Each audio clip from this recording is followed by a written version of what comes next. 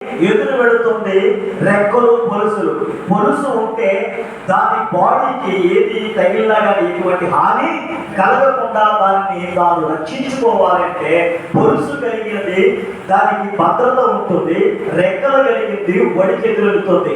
ఈ రోజున క్రైస్తవ జీవితం ఏంటంటే ఎన్నో ఆటుపోటులు అనేవి మనం ఊహించనివి మన తల మీదకి మన జీవితంలో వచ్చినప్పుడు మనం చేతగాని వాళ్ళని కృంగిపోతే దేవుని బిడ్డలారా నిజంగా మనం ఎవరమంటే రెక్కలు పొలుసు లేనిటువంటి చేపలమే. హల్లెలూయా. వాటిని మనం ఎదిరించాలి, వాటిని శ్రమలను మనం జయించేటటువంటి చేపలుగా మనం ఉండాలని దీని యొక్క భావం అండి. హల్లెలూయా. ఇక మీ ఇష్టం ఏది పాస్టర్ గారు తిరుగుతున్నాడని అనేసాడు. మరి అదే ఇంట్లో నాకు చక్కగా సరుకు పెడుతున్నారు, ఆయన ఇష్టం అది. హల్లెలూయా. దేవుడు జీవించరుగా. హల్లెలూయా. ఇక్కడికి లైసెన్స్ ఇచ్చేసాం మీకు. హల్లెలూయా. కాబట్టి దేవుడు పెట్టారా, నేను ఉపోద్ఘాతంలో ఉన్నాను, ముందుకు వెళదాం. ఒక 3 చేపల గురించి రాత్రి చెప్పబోతున్నాను. దేవుడు పెట్టారా, 5వ దినమున దేవుడు ఏమన్నాడంటే ఈ యొక్క మత్స్యములన్నీ కూడా సమృద్ధిగా ఉండునుగా దేవుడు ఏం చేశాడంటే 5వ దినమున సముద్రములో ఉన్నటువంటి చేపలని మత్స్యములను దేవుడు ఆశీర్వదించాడు. నాటి నుండి నేటి వరకు దేవుడు పెట్టారా, ఈ ఏటిలో కావచ్చు సముద్రంలో కావచ్చు ఆ చేపలు ఏమవుతున్నాయి అంటే సంపద పుడతానే ఉంది. వాస్తవానికి చూసినట్లయితే ఒక చేప బహుశా వచ్చే నెల కావచ్చు, ఈ నెల కావచ్చు, సముద్రంలో వేటకు వెళ్లకుండా ఇంచుమించు ఒక 2-3 నెలలు ఏం చేస్తారండి, వేటని నిషేధిస్తారు. దానికి కారణం ఏంటంటే చేప ఈ టైంలో అది గుడ్డును పెడుతుంది. దానిని శన అనే మాట అంటారు, జన అనే మాట అంటారు. అది ఒకసారి గుడ్డు పెడితే ఇంచుమించు దాని నుండి ఎన్ని పిల్లలు వస్తాయి?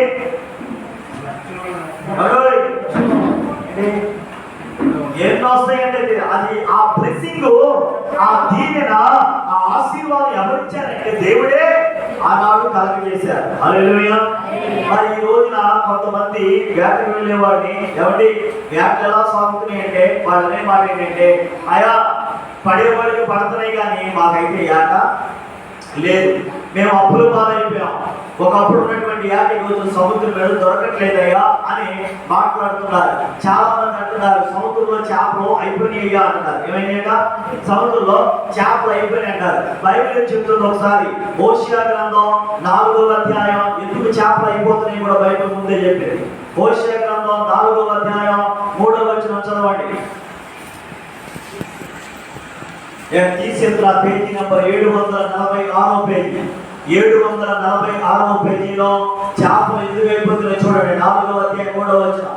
నేను చదివేయాలంటే చదివేసేవాడే కానీ నాకు పట్టి రుజువు కావాలి. చదవండి. కాబట్టి దేశము ప్రలాపించుచున్నది, దాని పశువులను ఆకాశ పక్షులను కాపురస్తులందరూ క్షీణించుచున్నారు. సముద్ర మత్స్యములు కూడా గతించిపోవచ్చు ఉన్నవి. సముద్రములో చేపలన్నీ కూడా అంతరించిపోతున్నాయి. సముద్రములో చేపలన్నీ అయిపోయినాయి. సముద్రంలో ఉన్నటువంటి ఆ మత్స్య సంపద ఏంటంటే కనుమరైపోతుంది. దానికి గల కారణం ఏంటంటే 2 పాయింట్లు చెప్తానండి. సముద్రంలో చేపలు ఎందుకు ఉండటం లేదు ఈ రోజు సముద్రానికి?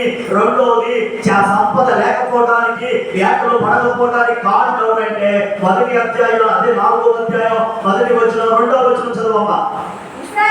ఇశ్రాయేలు వారలారా యెహోవా మాట ఆలకించుడి, సత్యమును కనికరమును దేవుని గురించిన జ్ఞానమును దేశమందు లేకపోవట చూచి యెహోవా దేశ నివాసులతో వ్యాఖ్యమాడుచున్నాడు. అబద్ధ సాక్ష్యములు పలుకుతున్నారు.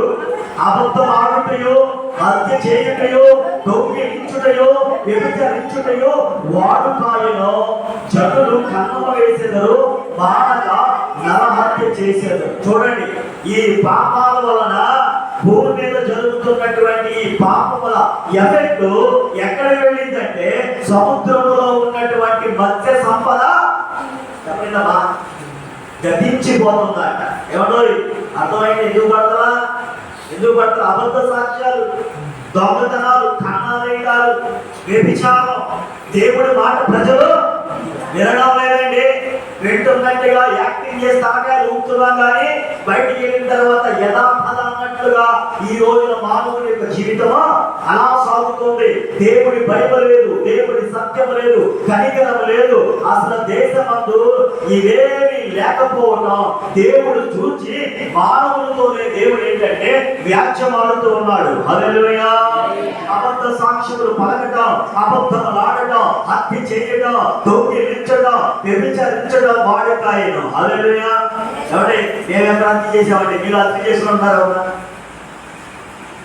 దీని భావం ఏంటంటే హత్య చేయడం అంటే కత్తో ఏదో ఇచ్చి చంపడం కాదు.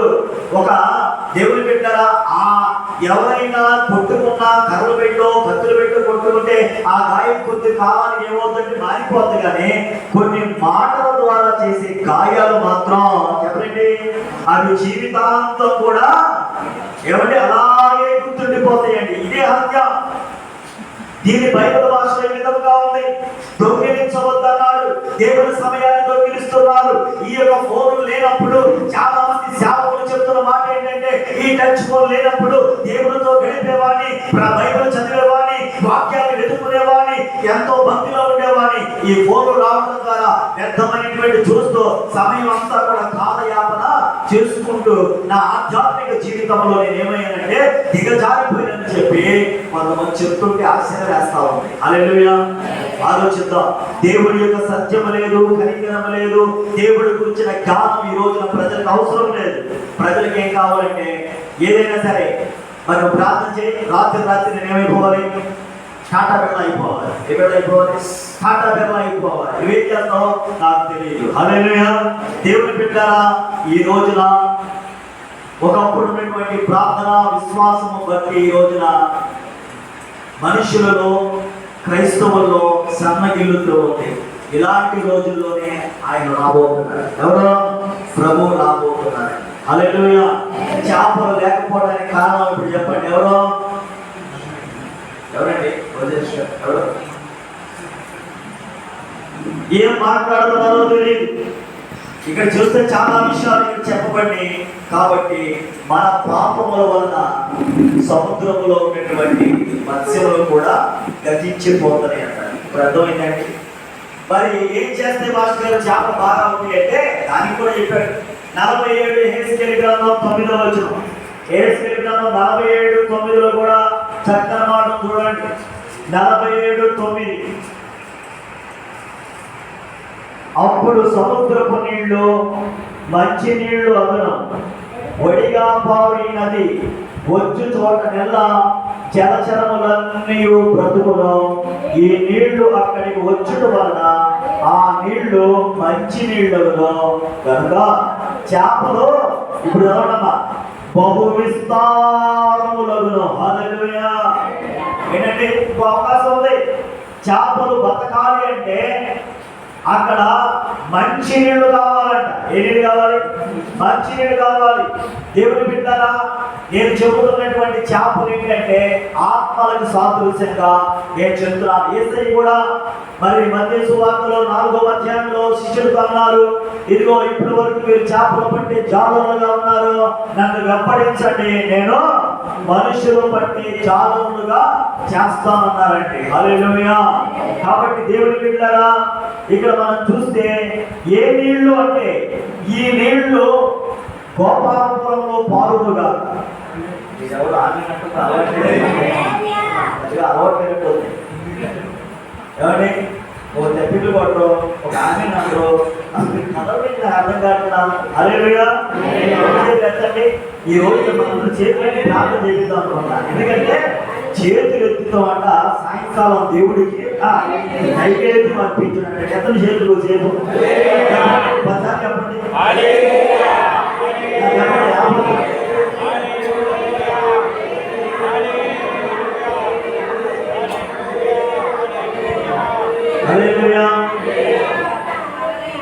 ఎవరి ఈ నీళ్లు ఏంటి అంటే ఈ నీళ్ళు ఎక్కడ దొరుకుతాయి బాబు అంటే ఈ నీళ్లు 47వ అధ్యాయం 1వ వచనంలో అతడు మందిరపు గుమ్మమునకు కొరకు నన్ను తోడుకుని వచ్చెను. మందిరము తూర్పు ముఖముగా ఉండెను. నేను చూడగా మందిరపు గడప కింద నుండి నీళ్లు ఉబికి తూర్పుగా పారుచూ ఉండెను. హల్లెలూయా. ఆ నీళ్లు బలిపీఠములకు దక్షిణముగా మందిరపు గుడి ప్రక్కన క్రింద నుండి పారుచూ ఉన్నాయి. మందిరములో నుండి ఈ నీళ్ళు ఏమవుతున్నాయంట చెప్పాలి, బయటికి వెళుతున్నాయి. ఈ నీళ్లు ఎక్కడికి వెళ్తున్నాయో అక్కడ ఉప్పు నీళ్లు కాస్త మంచినీళ్ళుగా మారుతున్నాయి. ఆ మంచినీళ్ళు అయిన కాడ చేపలు ఏమవుతున్నాయంటే విస్తారముగా పెరిగిపోతూ ఉన్నాయండి. హల్లెలూయా. దేవుని బిడ్డలారా, ఈ రోజున సేవకులుగా పరిచయం జరిగిస్తూ ఉండగా ఒక ఆత్మను నిలబెట్టాలంటే, ఒక ఆత్మను సంపాదించాలి అంటే ఎంత కష్టమో తెలుసా? ఏమండి కష్టమా తెలియకంటారా? ఒక వ్యక్తిని యేసయ్య గురించి చెప్పి ఆ వ్యక్తిని మందిరంలో కూర్చోబెట్టాలంటే బహు కష్టమండి ఈ రోజున. కాబట్టి దేవుని యొక్క సేవకులు ఎంతగానో ఉపవాసం ఉండి ప్రార్థనలో గడుపుతూ తెల్లవారుజామున దేవుడిని అడుగుతూ స్తుతిస్తూ ఎంతో ప్రయాసపడితేనే ఈ రోజున ఆత్మలుగా పిలువబడుతున్నటువంటి చేపలుగా ఉన్నటువంటి మనందరం కూడా ఈ మందిరంలోనికి వచ్చాం. ఒకప్పుడు మనం ఎవరమంటే మరి పనికిరాని చేపలం. ఎప్పుడైతే ఈ మందిరపు నీడల్లోకి వచ్చామో మనం